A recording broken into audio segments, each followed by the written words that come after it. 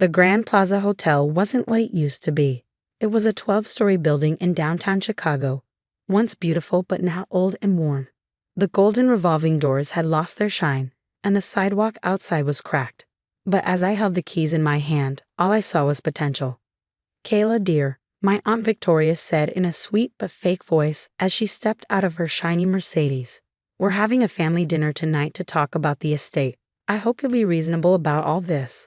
I turned to face her. She was careful not to touch anything near the hotel entrance. "There's nothing to talk about, Aunt Victoria.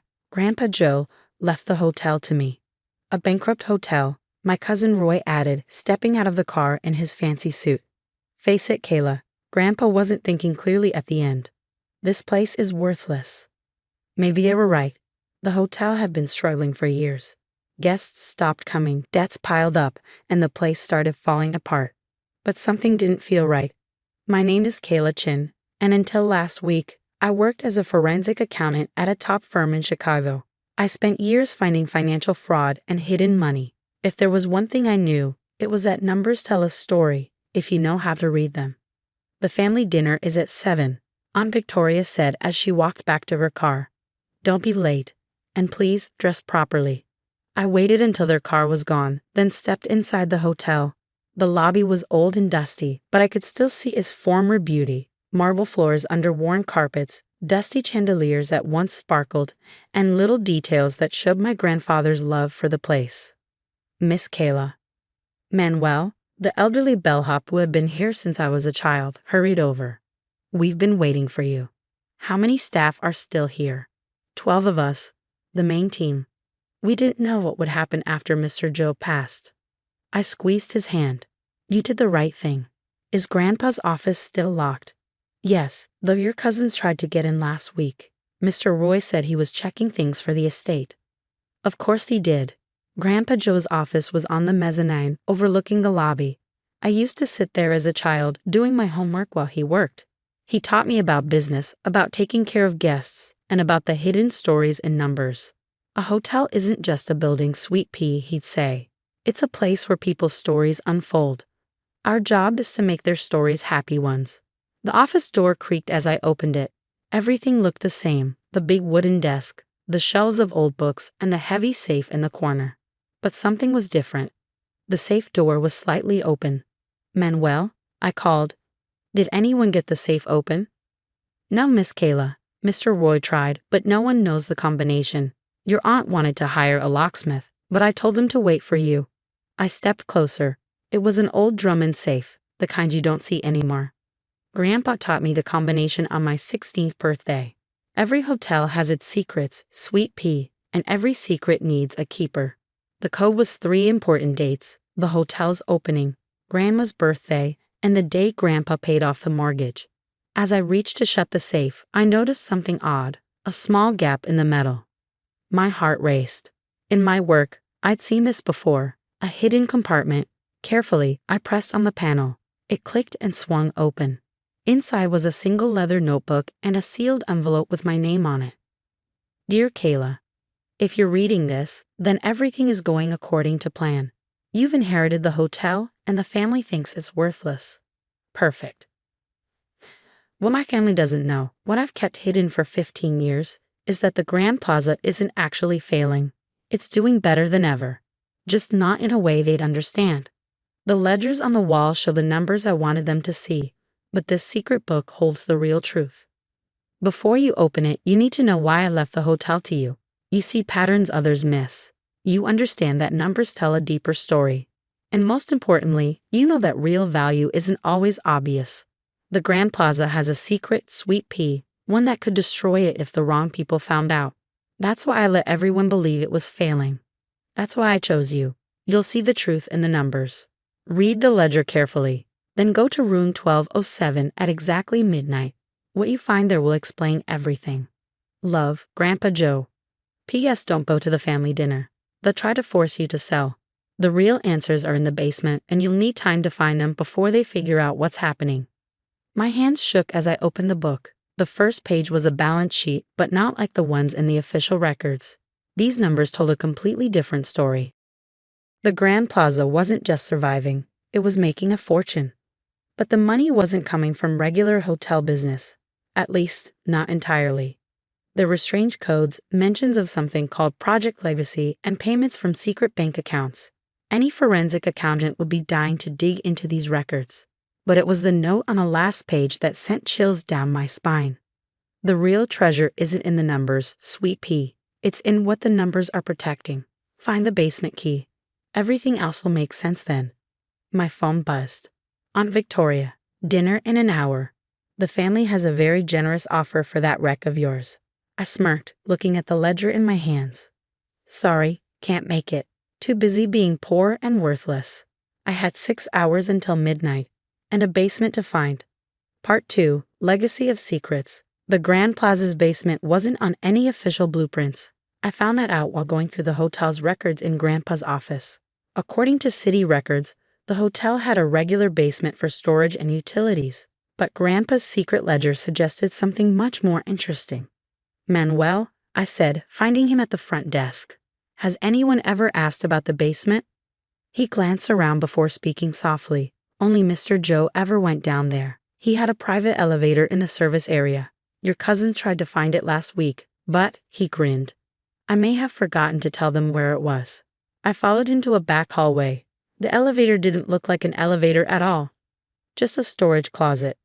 But when I looked closer, I noticed a keypad hidden behind a metal panel. And next to it, faintly etched into the surface, were the words, "Every story needs a foundation." Grandpa's favorite saying. I checked my watch, 10:45 p.m. It was time to figure out what Grandpa had been hiding. As I studied the ledger again, more pieces started falling into place.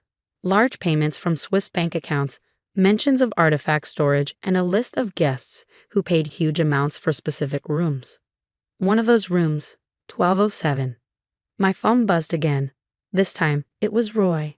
You missed quite a dinner. Last chance to be reasonable. Our offer expires at midnight. Of course it did. I turned back to the elevator and entered the keypad code, the same one Grandpa had used for the safe. As the elevator descended, I realized we weren't just going to the basement, it was much deeper than that. We went down at least 6 floors below the street. When the doors finally opened, I gasped. This wasn't a basement, it was a museum. Rows of climate-controlled rooms stretched in every direction, filled with artwork, artifacts, and historical documents. Every piece was carefully labeled and recorded. This wasn't just storage, it was a hidden operation. Impressive, isn't it? I spun around. An older man in a sharp suit stood watching me. I'm Dr. Marcus Klein, he said, your grandfather's partner in Project Legacy. I've been waiting for you. For the next hour, Dr. Klein explained everything. During World War II, countless artworks and treasures were stolen, he said as we walked past paintings and sculptures. Many were never recovered. Some ended up in private collections illegally. Your grandfather found a way to fix that. The Grand Plaza wasn't just a hotel. It was a secret operation dedicated to returning stolen art to its rightful owners. The high-paying guests weren't just staying in rooms. They were being reunited with pieces of their family's lost history. Joe created a brilliant system, Dr. Klein continued. The hotel's losses covered the true mission. The money in secret accounts, insurance payouts for recovered artifacts. And this basement, this is where we document and restore everything before returning it. My mind raced as I thought about the secret ledger, the hidden bank accounts, the coded transactions. It all made sense now. Your grandfather never took money for returns, Dr. Klein added. He set up funds to help families protect and maintain their treasures. I checked my watch, 11:50 p.m. Why room 1207? Dr. Klein smiled. That's where it all started. Go see for yourself. Room 1207 was on the top floor of the hotel. It looked like any other luxury suite until you noticed the hidden details. Behind a panel was high-tech scanning equipment. The bathroom mirror was actually a computer screen. The closet had once held a lab for authenticating artwork and documents. This is where we met families searching for their stolen history, Dr. Klein explained. With this equipment, we could verify their claims immediately. Why did Grandpa keep this a secret from the family? Because your aunt and cousins would have turned it into a business, he said simply. This was never about money. It was about justice. My phone buzzed. Midnight. Roy, time's up. We're filing court papers in the morning to contest the will. This hotel is coming down. I smiled. He had no idea what was coming. Dr. Klein, I need your help with something. The next morning, I sat calmly in the Grand Plaza's lobby as my aunt and cousins stormed in with their lawyers.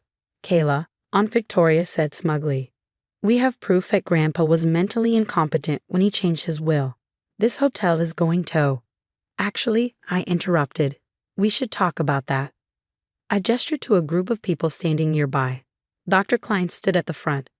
"Meet the hotel's board of directors." Roy laughed.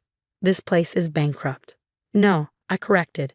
"This place is the headquarters of the Legacy Foundation, a nonprofit dedicated to recovering and returning stolen cultural artifacts. The losses you saw, they were operating costs for a multi-billion-dollar recovery effort." Their expressions shifted from confidence to shock as Dr. Klein handed over the real financial records, proof of the foundation's success. Letters from grateful families, even international awards for the work Grandpa had done. "Grandpa Joe wasn't failing," I said. "He was doing something far more important than making money, and now his work will continue. Under your leadership," Dr. Klein added. "As your grandfather always intended." Aunt Victoria sat down, stunned. "All this time we thought." "You thought exactly what Grandpa wanted you to think," I said. "He needed everyone to underestimate this place to protect its real purpose." Over the next year, the Grand Plaza changed not into something new, but back into what it was always meant to be.